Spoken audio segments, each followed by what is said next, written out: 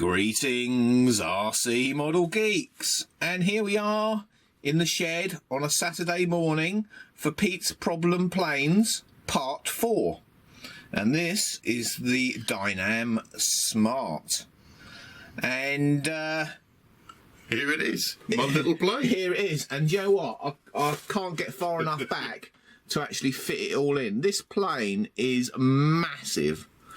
For a trainer, it is bloody humongous, and 150 quid or something like that. Something, yeah. I mean, for the money, you get a hell of a lot of plane. Whether it flies well is another matter, but that's a lot of plane in the box, isn't it? Eh? And it's a lot of box. This is a lot of box. Yeah, so we'll put this on the bench and give it a once over. So if we can get it on the bench. Yeah, it just about squeezes on, doesn't it? Yeah. So Pete bought this second hand again. And it was basically sort of built up, wasn't it, Pete? It was. It was. The tail was glued on and screwed on, was it? And everything was screwed on, it was. Yeah. So all you've had to do is put your receiver in there. It's got a receiver. I've just checked that things work, basically. Yeah, yeah. Right, well, I've had a quick look at it when Pete brought it through the door. Firstly, I mean, I don't think there's going to be a lot wrong with this. It's just going to be more sort of checking it over, I think. First thing is if we go down to this prop here, all right, I don't see a gap, do you? There's no gap between that spinner and the foam because it's actually rubbing into it. And if I turn it, you can hear it's rubbing. There's a gap over this side. There. But over this side, there is no gap. So we've got to take the prop off and have a look at that, see what's going down there. And the second thing I noticed at first glance is the classic thing, the horns are actually loose. If we turn that over, I'll do that. Is it on this one? Which was the? It was the other one. It's the other one. It was the first one I looked at, Pete. Yeah, the it's very minimal, but the horn is actually rocking. So we just need to look at that as well, find out what's going on there, and of course we'll be putting a little bit of fuel tubing or whatever over the clevises and stuff like that to stop them coming off. Yeah, and just and checking everything out, but I don't think there's going to be anything major with this one. Good. Unless until we get deeper. Right, if we take the old canopy off, we'll have a look inside. Like I said, this thing is just massive. It is a cavern in there. I mean, look, I can get my hand right inside that. It is humongous in there. Yeah, so there's a couple of things, well, one thing to sort out so far, and that is that bodged, taped up cable. Pete said that, he did that. I may have done that, and if it was me, it would be bodged. Yeah, so we'll probably sort that out. And then we obviously got to secure in the radio and everything else. But yeah, it's you know, it looks all right so far, but of course looks can be deceptive. But yeah, we'll go through it with a fine-tooth comb, and if Pete had actually remembered his transmitter, we could actually power the thing up, couldn't we, Pete? Yeah, I'll go back and get that, don't worry. Actually, the Swallow did the same kind of thing, and he's 76. Well, I'm a long way off 76, but yeah. The Swallow went flying out on the Spit, and it's about a 20-minute walk to where he went to go flying. And he forgot it. And he got there, and then realised he hadn't got his transmitter and had to walk all the way back and go and get it. How I laughed. Oh, dear. So, yeah, that's it then. I think we'll start at the front and work our way back. Sounds an idea. Yeah. Okay, so we've got the prop and spinner off, and you can see where the spinner was rubbing. around the edge there. So that's an easy fix, because all you do is just slide the collet, prop collet assembly slightly forward, and then it all clears. So that's not a problem. Let's get a shot down there so you can see how it's mounted. There's 4 screws that mount the motor onto a plate. So that's not a problem, easily sorted. Next problem I found working forward is that the undercarriage is bent. I don't know if we can see that, but it's got a bend in it. Alright, so somebody's obviously donked it in and slightly bent it. So we need to straighten that out. When I was looking at that, I was also going like that, and it was all a bit wibbly wobbly. Yeah, they've got a load spreader here. I presume that's what it's for. Oh look, it's got some big old rasher there, isn't it? Something's happened there, isn't it? And you can see, look, this has gone in slightly. See that? It's compressed. Yeah, by the looks of it. Sticks out here. Yeah, so it had quite a hard nose landing. Anyway, if we flop this over to the top, we can have a look down in there, and you'll see there's just a little square block that comes through the foam. Okay, and if I wiggle the undercarriage, it's moving. the block moves. So what we're going to do is we're going to make up a ply plate with a square hole in it that goes over the top of that square bit that sticks up, and spreads the load a bit on that nose wheel mounting, because basically that nose wheel mounting is just sandwiched in between the foam, and we all know what happens when that happens. So that's the next thing to do. Okay, we have the nose leg out, the bent nose leg, and the bend starts about there and goes down. So I thought I'd take the whole assembly out anyway to let you see what it's like. Nice solid lump of alley there. Not bad. Now that is there's a thread in the top there, but whoever put this together had put a self tapper down there, so it wasn't really holding very well. So yeah, that is that. All we're going to do is just straighten this out anyway. We'll just undo this grub screw, pull it off, straighten the shaft, put it back together again. Bob's your uncle. And put the proper screw in the top there. And then in the fuselage, you can now see that plate a bit better. We're going to make a big spreader plate with a square hole in it and epoxy that over that plate, or rather over that square bit. Also, while I was just touching things in there, the servo for the nose wheel fell out. It was just epoxied in there. You can see it's just broken away. So we've got to sort that out as well. Yeah, there's a surprise, eh? But and that's only a plastic gear on that nose wheel steering.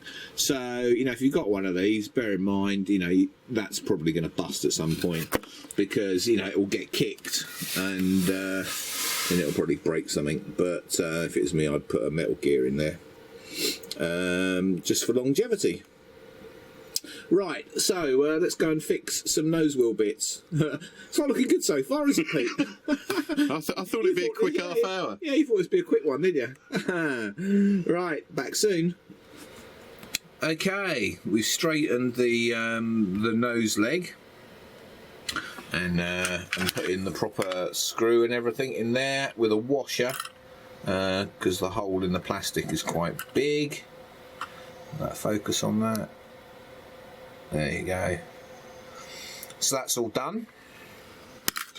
And we made a plate. There you go. And that's going to go over that bit of plastic that's in the cockpit area. So next thing is mix up some epoxy and glue that baby in there. Okay, the postman has been. A delivery from the good old US of A from California. So let's open it up. Oh, I've got something in the eye. Oh, hang on. Go on, Pete. Pete is the new Bix the Fill opener. It's like Christmas. So let's have a look. From Flight Comp. Oh, blimey. Oh, ho, ho, ho. Ball links. I love ball links. Look at those. They're nice, aren't they? You got enough? I hope so. Ball links. And more ball links. I love ball links. Oh, ho, ho, ho. Look at this stash. Oh. I mean, oh, wow. Look at them. Oh, those. Wait. Hang on. There's some more stashes there. Clevises. They're nice clevises as well. Very nice. Very nice. Hang on. There's loads more in here. Let's get the box out of the way. What else have we got here? Yeah, let me Go on, assist. It's just like Christmas. It is just like Christmas.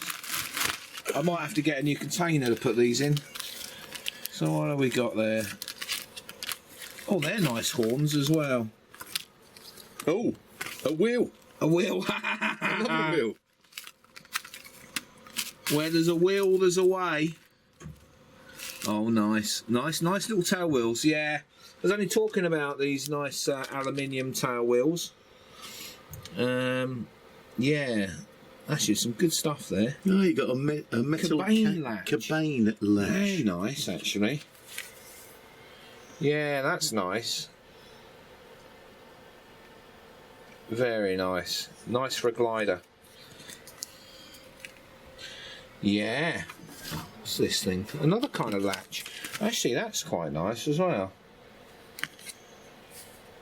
Yeah. Oh, look at the size of that one. That's a nice one. Very nice. I always wonder where to get stuff like that from. Yeah, because it's not your normal kind of thing. You know, if you want to do a canopy hatch or something, you know, and you want a lock for it, you know, they're ideal. Let's open up this bag. Yeah, go on, Pete. What do we got there? Those nice clevises. They are beautiful clevises. Brilliant. They are nice. Very nice, very nice. And then we've got all these ball links. They are bloody useful as well. You know, even if you haven't got a use for them, you can come up with a use for them. That's the good thing about them. They're brilliant. And then, yeah, all these ferrules and stuff are bloody brilliant. You guys are stars. Here we go. Keep building from Ali at Flight Comp. Thanks, Ali. Enjoy your lunch. Yeah, so I'll put a link to Flight Comp anyway. Ali works at Flight Comp, and he says he always watches the videos every day he's having his lunch. So yeah, thank you. You are a star, and actually they've got quite a few good videos on their YouTube channel as well. So I'll link into that. Right, on with the smarts. Shall we show them what we've just done? Okay. We haven't done that yet. No, we haven't done that bit. But we have done. Right, there is our plate, and that is glued in and made that whole assembly like a rock. So as long as you don't smash it in hard, it will be alright. But yeah, that should stop any wobble on the front wheel, and it'll certainly stop that that foam from compressing as it wears. So next thing is, as you can see, the servo fell out. We'll fix that in and put the nose leg back, and then that'll be that front part done. So back with you when I've put all this lot away and put the nose wheel back in. Thanks, Ali. Okay, so the next thing, elevators. Do you know what? They're bloody stiff, right? And they don't line up. If we look at that one there, I'll put my fingers there and hold that. And then if we go along to there, look at that. She's out. Now that is a metal joiner that goes through the two of them. As you can see there and there. Now this is one of the parts that the owner of the plane has to put together, and of course, yeah, another fail. So anyway, if we tilt this back, we think, you know, why is it so stiff? Well, it's so stiff because it's full of glue again. Pogo returns. The Pogo returns with a vengeance. Yeah, loads of glue, epoxy all the way along here.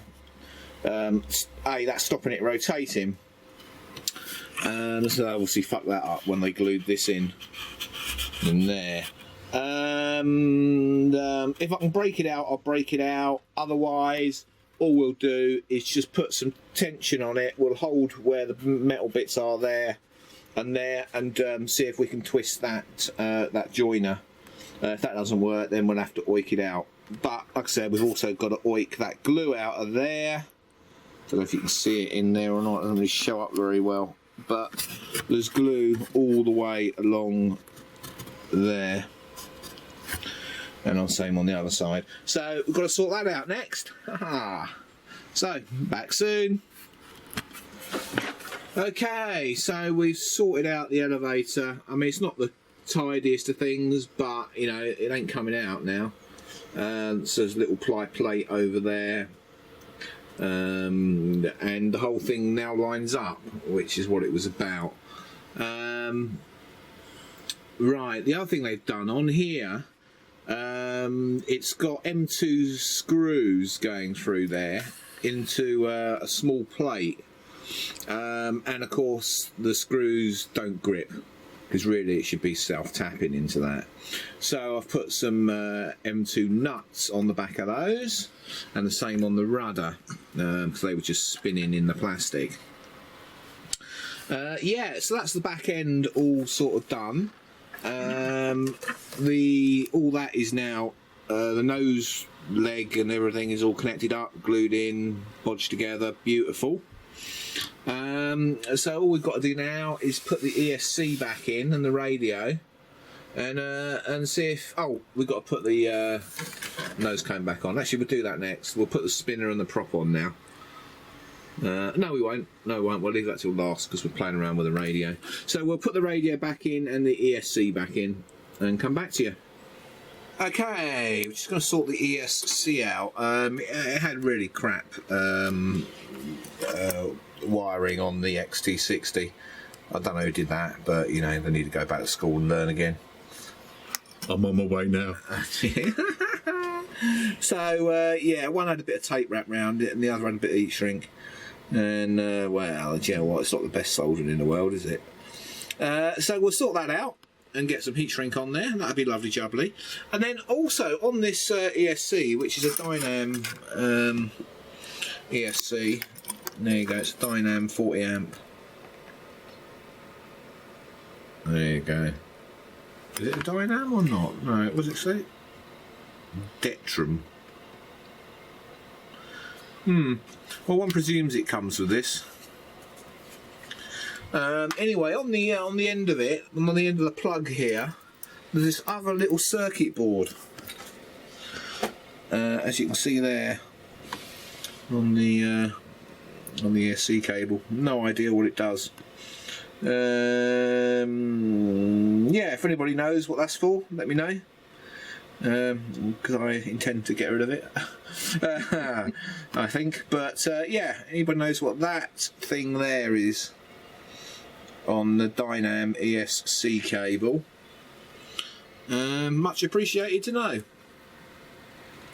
Okay, so we got the whole thing plugged together just to check everything out. There's a few little tweaks needed, like, you know, the elevator's not neutral and the rudder's off to one side and there's too much movement on the elevator, you know, stuff like that. Get all that sorted out, that'll be cool. And then we came to the bloody nose wheel. What did I say earlier?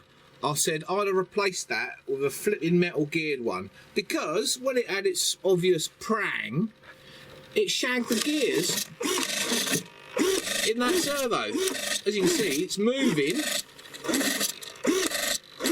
but the output arm's not moving. It's because it's ripped the bloody teeth off. Common problem with these steerable nose wheels and putting crappy bloody servos on them is they always strip the teeth. Did I at the beginning say, should we check the servo before we put it in? No, you didn't. You sure? Yeah. I think you're right, I didn't. Yeah, so there you go. So that bastard's got to come back out again, and we need to put a metal gear in there, a metal geared servo, which I don't think I've got one knocking around. So yeah, so what we're going to do, because there's a few little things that we want to still do to this, is call this a day today, because it's my mother's birthday party this afternoon. She's 90, so yeah, we've got to do that. And so there'll be a part 2 of Pete's Problem Planes Dynam Smart. Yeah, where we sort that servo out. And but you mentioned about the motor might be. The motor sounds really shit as well. Sounds awful. I'm wondering whether maybe it took a hit on the nose, and it's just buggered something up. But it just sounds really horrible and screechy. I mean, maybe that's just Dynam motors. I don't know. But yeah, so we need to look at that. We'll probably take the motor out in the next part as well and have a look at that. But apart from that, she's ready to go. Apart from that, you can't steer it on the ground, and the motor sounds awful. So yes, so we'll see you all for part 2 of Pete's Problem Planes Dynam Smart, won't we, Pete? We will. Thank you very much. And yes, see you all in the next episode. There was no video of that yesterday. I was just tinkering around with it, didn't really get much done, so didn't make a video of the Spectre. But I'm sure there will be one tomorrow. I gave the engine a quick flip over as well, and it did fire. Ooh, nice. I know. Oh, you know what, it's quite quiet considering I ran it in here. Yes, that's it. See you all tomorrow for probably a Spectre thing. Bye. Thank you for watching Captain Rob's RC Model Geeks. If you enjoyed the video, don't forget to click that like button. If you want to see more of the same type of videos, don't forget you can subscribe. If you want to support us, you can use PayPal, paypal.me/RC Model Geeks. If you want to contact us, you can email us rcmodelgeeks@gmail.com. We look forward to seeing you in the next video.